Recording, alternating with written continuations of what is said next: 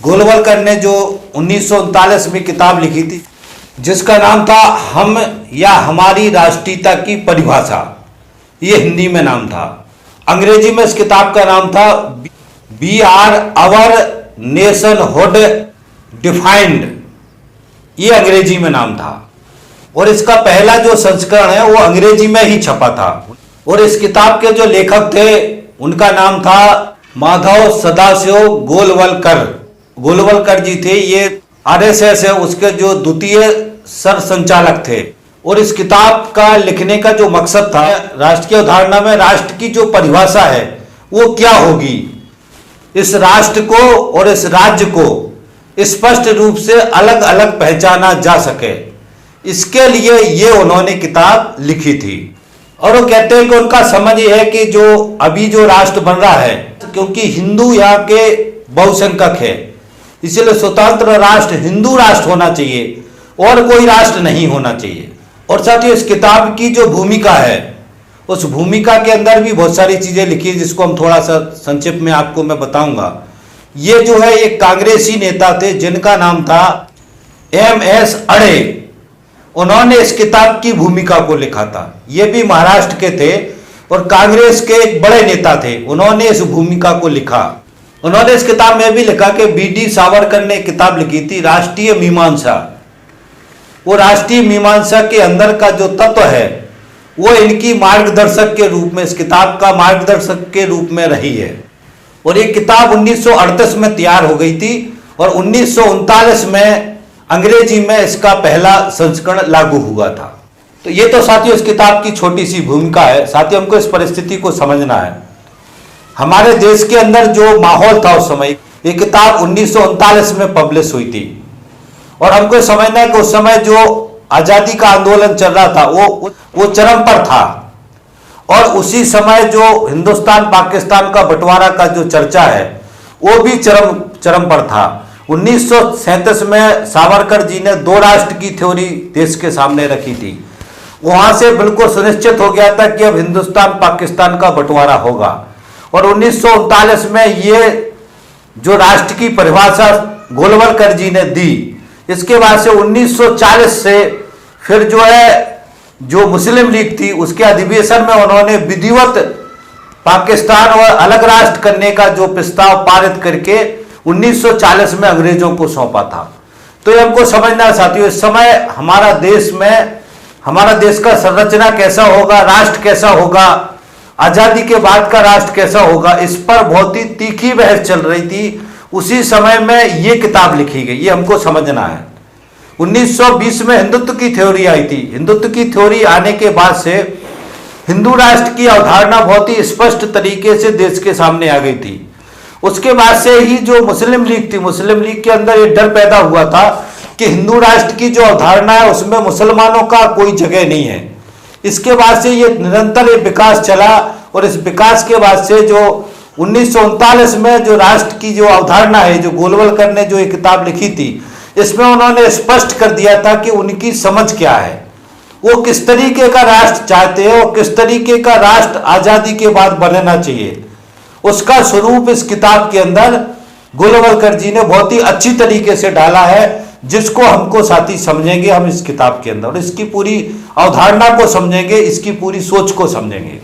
एक चीज और समझना है साथियों कि इस किताब को पढ़ने से समझ में आता है कि उस समय आरएसएस की अवधारणा क्या थी। आरएसएस किस तरीके का राष्ट्र चाहता था, किस तरीके का भारत बनाना चाहता था और उनके भारत की समझ क्या थी। तो साथियों इस चर्चा को अब हम शुरू करते हैं। जैसे मैंने आपको बताया कि इस किताब की भूमिका जो है MS अड़े जो कांग्रेसी नेता थे उन्होंने लिखी थी और उन्होंने इस भूमिका के अंदर बहुत ही विस्तार से जो चर्चा रखी, उसमें कुछ चीजों का उन्होंने विरोध किया। बाकी फाइनली इस थ्योरी के अधिकतम जो हिस्से हैं उसको स्वीकार किया।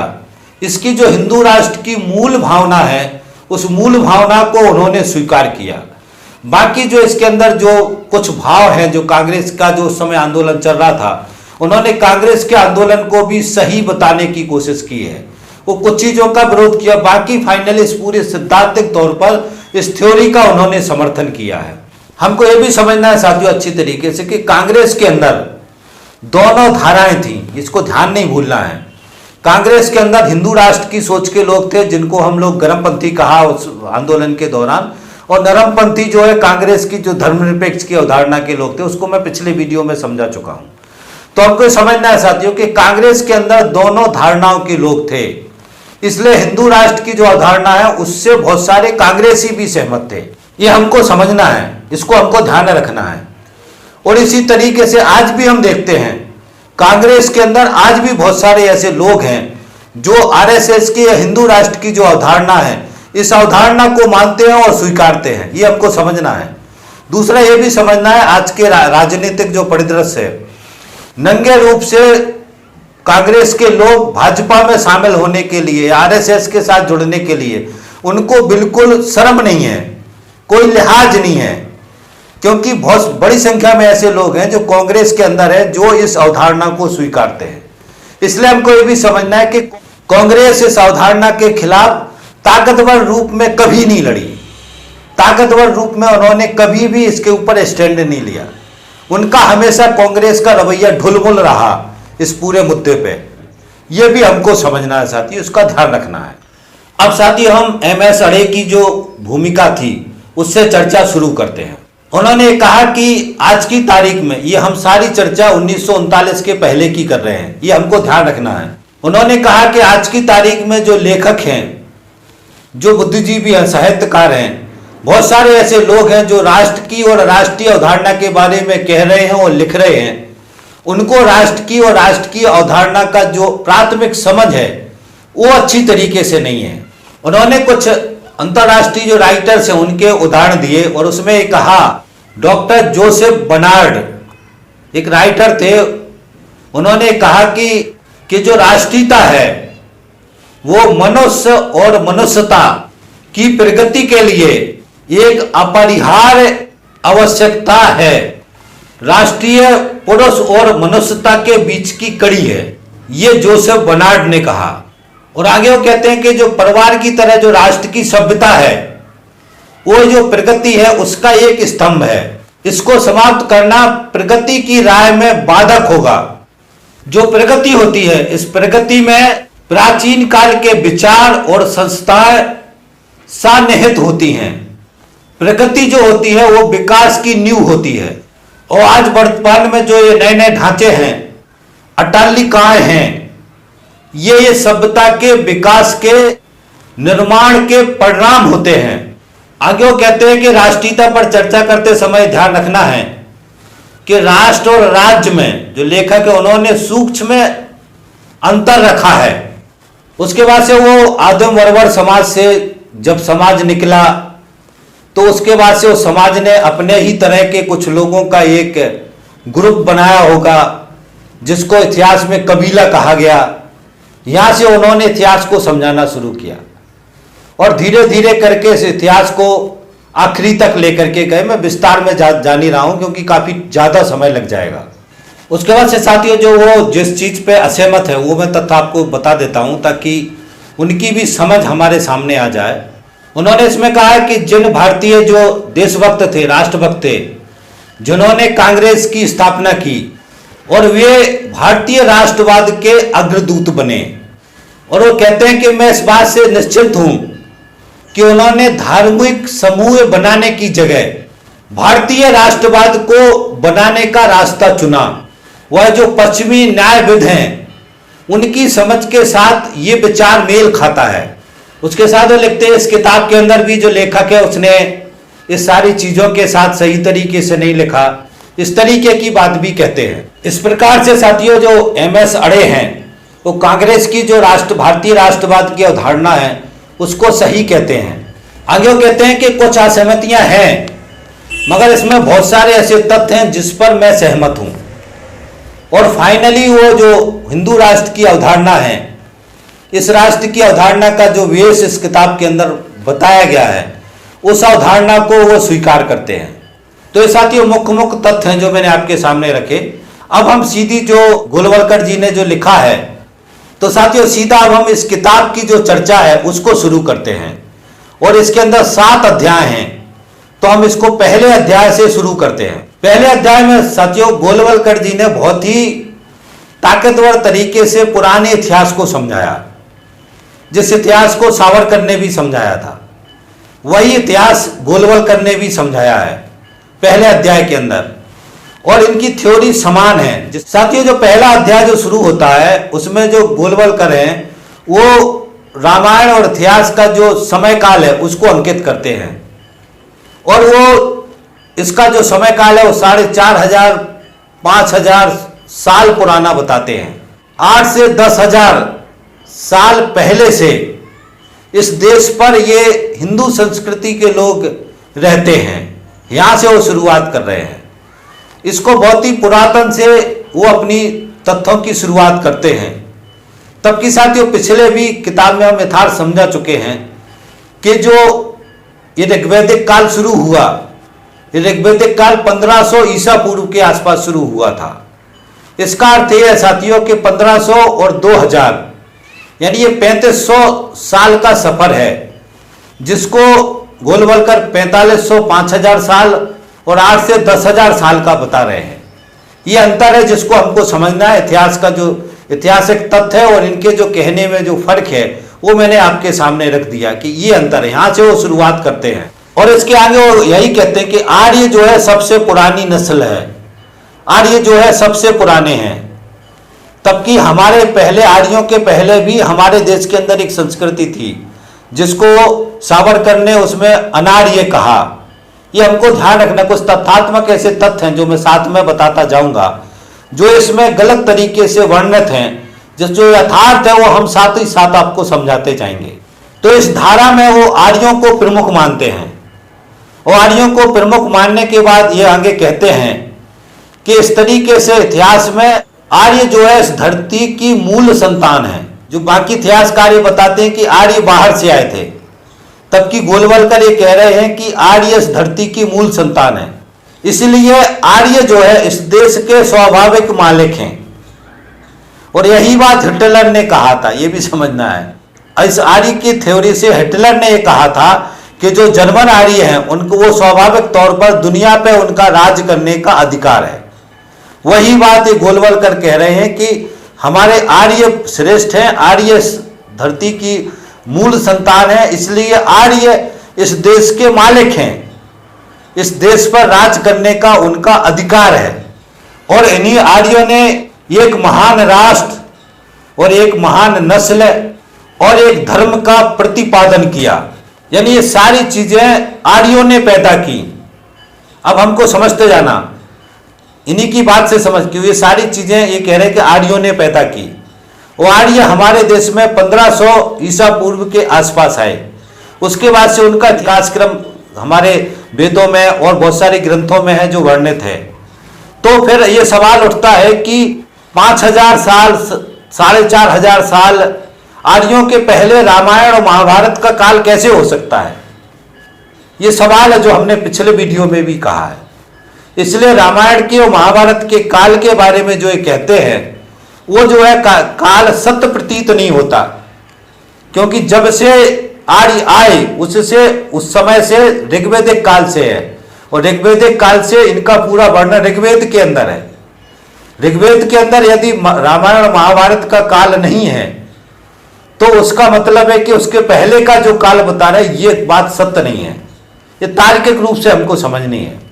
उसके बाद से साथियों इनके विकास क्रम को समझाया, मैं उसके डिटेल्स में नहीं जा रहा हूं। सीधा मैं यहां आता हूं कि हमारे देश के अंदर विदेशी जो आक्रांता है उनका आक्रमण हुआ और उसके बाद से साथियों वो कहते हैं कि हिंदू जाग उठा और हिंदू जागने के बाद से वहां से युद्ध शुरू हो गए। उसके बाद वो कहते हैं कि 1857 में भी जो क्रांति हुई वो क्रांति में भी हिंदू जाग उठा था और हिंदुओं ने मुकाबला किया और 1857 में जो हिंदू जाग उठा था वो क्रांति जो थी वो असफल हो गई और इसके बाद अंततः बाद में जो हिंदू था वो जीत गया। अब ये समझ में नहीं आया कि हिंदू कैसे जीत गया। अंग्रेजों ने हिंदू राष्ट्र खत्म किया, अंग्रेजों ने इस्लाम का राष्ट्र खत्म किया। 1857 के बाद से जो संघर्ष चला, आजादी का आंदोलन का जो लड़ाई चला, ये कब जीत गया ये समझ नहीं आया। और हिंदू राष्ट्र का जो नस्ल है उसको इसके लिए जीतने के लिए कठोर संघर्ष करना पड़ा। उसके बाद ये कहते हैं 1906 से लेकर के आज तक हिंदू नस्ल का कठोर संघर्ष, यानी उस समय की बात करें तो 1906 से 1939 तक की बात कर रहे हो। तो साथियों हमको समझना है कि इस अवधारणा में 1906 यानी बंगाल का विभाजन था, स्वदेशी आंदोलन चला था, बड़ा विरोध किया गया था, उसका वीडियो मैं पीछे डाल चुका हूं। तो ये 1906 जो बंगाल विभाजन हुआ था उससे संघर्ष की शुरुआत मानते हैं। उसके बाद वो कहते हैं कि आगे लोकमान्य तिलक, विपिन चंद्र पाल, लाला लाजपत राय, ये सारे लोगों ने इस क्रांति को, इस लड़ाई को आगे बढ़ाया। हम आपको अपने पिछले क्रांतिकारी आंदोलन के वीडियो में समझा चुके हैं, यदि आपने नहीं सुना हो तो उनको सुन लें। ये जो शुरुआती दौर का जो क्रांतिकारी आंदोलन था ये हिंदू धर्म से प्रेरित था, जिसको गोलवलकर बता रहे हैं कि ये जो आंदोलन था, गोलवलकर की भाषा में जितना भी ये लड़ाई चला, ये सब हिंदू राष्ट्र का, हिंदू दर्शन के लोगों ने इस आंदोलन को किया, चाहे 1857 की क्रांति हो या 1906 के बाद जो आंदोलन चल रहा है, जो क्रांतिकारी आंदोलन चला, जब तक ये सिर्फ हिंदू धर्म से प्रेरित था। और बाल गंगाधर तिलक का जो महाराष्ट्र का आंदोलन था, जिसमें सावरकर शामिल थे, ये सारे हिंदू राष्ट्र की अवधारणा के साथ इस पूरे आंदोलन को चला रहे थे, जिनके पीछे हिंदुत्व की समझ थी। ये हमको ध्यान रखना है। ये इन सारे तथ्यों से स्पष्ट हो रहा है कि वो जो हमने उस वीडियो के अंदर जो तथ्य बताए हैं वो बिल्कुल यथार्थ हैं। इस बात को हमको ध्यान रखना है। उसके बाद आगे कहते हैं कि जब से मुसलमानों ने हमारे देश पे कदम रखा तब से एक बड़ा संघर्ष शुरू हुआ और तब से ये संघर्ष निरंतर चल रहा है। और वही जो है सावरकर ने कहा था कि जब से हमारे देश में मुसलमान शासक आए तब हिंदू जागा, और उसके बाद से हिंदुओं के अंदर हिंदू राष्ट्र की जो अवधारणा है वो पैदा हुई। उसी तरीके की बात जो है गोलवलकर कह रहे हैं कि मुसलमान आए, उसके बाद से संघर्ष शुरू हुआ और ये संघर्ष उसके बाद से निरंतर चला। ऐसा लग रहा है कि जब मुसलमान आए तभी हिंदू राष्ट्र पैदा हुआ, अगर मुसलमान नहीं आते तो हिंदू राष्ट्र पैदा ही नहीं होता, हिंदू राष्ट्र होता रहता। तो ये हमको समझना है साथियों, तथ्यात्मक जो तथ्य हैं उसमें ही को कहने की कोशिश, दोनों लोग कहने की कोशिश कर रहे हैं कि जब मुसलमान शासक हमारे देश में आए तभी हिंदू जागे, तभी से हिंदुओं का संघर्ष शुरू हुआ, ये कहने की कोशिश कर रहे हैं। आगे वो कहते हैं कि इस धरती पर बहुत सारे भगवान पैदा हुए हैं, एक नस्लीय जो है चेतना है, समझ है, वो इस पूरी विकास क्रम के अंदर है और इसी नस्लीय चेतना का तकाजा है। इसी नस्लीय चेतना से राष्ट्रीय चेतना धधकती रहे और हम सभी हिंदू अपने हिंदू मानक से भगवा ध्वज तले एकजुट हों और अपनी जो विरोधी जो ताकतें हैं उनका सफाया करने का कठोर संकल्प लें। ये गोलवलकर 1939 में कह रहे हैं। अब समझे कि पाकिस्तान क्यों बना या मुसलमान इतना ज्यादा क्यों भड़क गए थे। ये जो खुले रूप से साफ तौर से जो एक आइडियोलॉजी है, जो विचार है, उसको हमारे देश में कहा जा रहा था। इस पूरे थ्योरी में, इस किताब की थ्योरी में और हिंदुत्व की थ्योरी में मुसलमानों के लिए और ईसाइयों के लिए, खासतौर से मुसलमानों को उस समय ज्यादा टारगेट किया जा रहा था। उनके लिए देश में कोई जगह नहीं है। ये खुले रूप से, नंगे रूप से ये हिंदू दर्शन के लोग, सावरकर से लेकर के जितने भी चाहे लोकमान्य तिलक हो, सारे लोग इस बात को नंगे, हिंदू महासभा के लोग ये नंगे रूप में इस बात को कह रहे थे, जिसका नतीजा था कि मुसलमानों के अंदर ये अलग राष्ट्र की चेतना पैदा हुई। ये हमको समझना है। उसके बाद आगे वो कहते हैं कि जो हमारी विजयी भावना है इसको कमजोर करने के लिए इतिहास को गलत तरीके से पढ़ाया गया। उस इतिहास में कहा गया कि हम कभी राष्ट्र नहीं थे, अलग अलग रियासतों के मिश्रण थे। हमारा वास्तविक इतिहास मुगलों से शुरू होता है। 1857 के संघर्ष को, क्रांति को बगावत कह दिया। इस तरह के झूठे किस्से गढ़े जा रहे हैं। ये जो साथियों कहा है इसमें थोड़ा तथ्यात्मक रूप से समझना है। इसमें दो तथ्य हैं जो सत्य हैं। वो ये कि हमारे अंदर कभी भी इस तरीके की राष्ट्र की, राष्ट्रीयता की भावना पहले इस रूप में कभी नहीं थी। ये बात सच है। और राष्ट्रीय की अवधारणा ही नहीं थी। राष्ट्र की और राष्ट्रीय की भावना की अवधारणा तब पैदा हुई जब राजाशाही खत्म हुई दुनिया में और लोकतांत्रिक व्यवस्था कायम हुई। जब लोकतांत्रिक व्यवस्था जो बनी वो एक राष्ट्र के रूप में बनी। राजा अपने अपने साम्राज्य कायम करते थे, उनकी अलग अलग रियासतें थी, ये बात सत्य है। दूसरा, उन्होंने जो कहा कि इतिहास मुगलों से शुरू होता है, ये गलत कह रहे हैं वो। इतिहास हमेशा पुरातन से शुरू है, जिसको सभी इतिहासकारों ने भी उस इतिहास को स्वीकार किया है। 1857 की क्रांति को सबने क्रांति कहा है। ये बात समझना है कि सबने उसको सामूहिक क्रांति कहा है। ये उसको हिंदुओं की क्रांति कह रहे, हिंदुओं का विद्रोह कह रहे, हिंदू राष्ट्र के लिए विद्रोह कह रहे। और सावरकर ने भी उसको स्वराज कहा था, स्वधर्म और स्वराज का आंदोलन कहा था। तो इन्होंने ये धर्म और जो राज्य का जो आंदोलन कहा था 1857 की क्रांति को। तब की 1857 की क्रांति के बारे में बहुत विस्तार से बता चुके हैं, उस वीडियो को आप सुन लें।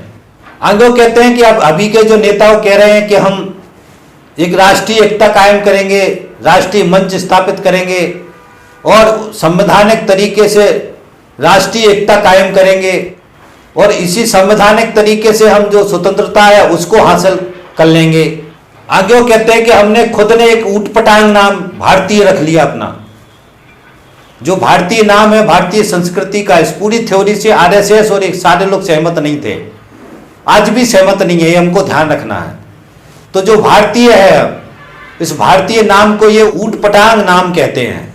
और आगे कहते हैं कि इस भारतीय नाम के चक्कर में हमारे जो दुश्मन हैं उनको अपने साथ शामिल कर लिया है। हमारे दुश्मन कौन है? मुसलमान। और जो ये संघर्ष चल रहा है आज़ादी का आंदोलन, इसमें उनको जो हमारे दुश्मन हैं यानी मुसलमान हैं, उनको इस संघर्ष में शामिल करने की कोशिश की जा रही है।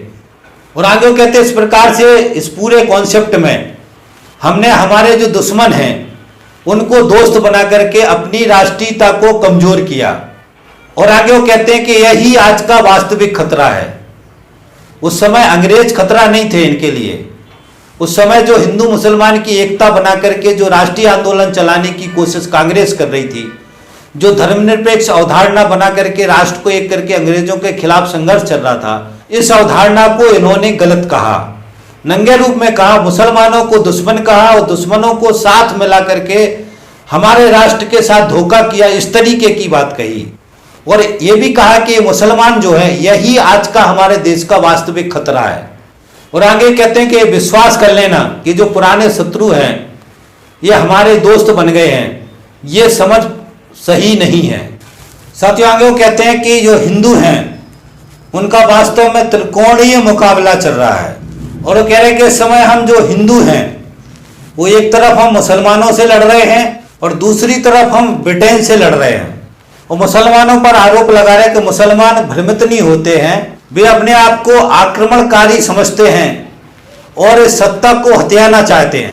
और हम खुद को जो है अपना राष्ट्रीयकरण करने के फेर में हम विदेशियों के लिए और ज़्यादा त्याग करते जा रहे हैं। और इसका परिणाम ये हुआ कि हम जो राष्ट्रीय की जो पुनर्जागरण की जो स्थिति है उससे हम दूर हटते जा रहे हैं। इनका पुनर्जागरण का अर्थ है कि हिंदू राष्ट्र का जो अवधारणा है उसको उस हिसाब से राष्ट्र हमको बनाना था।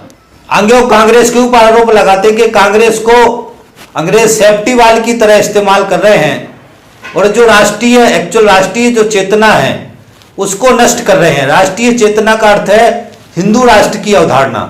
और आगे कहते हैं कि राष्ट्रीयता के नाम पर पूरी तरीके से अराष्ट्रीयकरण हो रहा है और हम पूरी तरीके से राष्ट्रीयता को भूल चुके हैं। इस तरह से साथियों जो पहला अध्याय है वो यहीं खत्म होता है। और इस पहले अध्याय में जो शुरुआत से समझाते हैं और अंत में जो 1939 का समय था जिसमें वो जो कांग्रेस का आंदोलन चल रहा था, कांग्रेस की जो राष्ट्रीयता की अवधारणा थी, जो भारतीयता की अवधारणा थी, हिंदुस्तान की अवधारणा थी, जो इस अवधारणाओं को गलत कहते हैं वो, और जो ये धर्मनिरपेक्ष की अवधारणा है इसको भी गलत कहते हैं। और राष्ट्र की जो अवधारणा है, जो हिंदुत्व की अवधारणा में सावरकर ने कहा था, उसी अवधारणा को सही कहते हैं। और राष्ट्र की अवधारणा का जो स्वरूप है वो आगे इस थ्योरी में समझाएंगे। तो ये कहते हैं कि राष्ट्र का जिस तरीके से राष्ट्र बनना था वो राष्ट्र नहीं बन रहा है। ये राष्ट्र जो है जिस तरीके का राष्ट्र बन रहा है इसमें राष्ट्रीयता नहीं है। तो इस तरीके से साथियों पहला अध्याय ही खत्म हो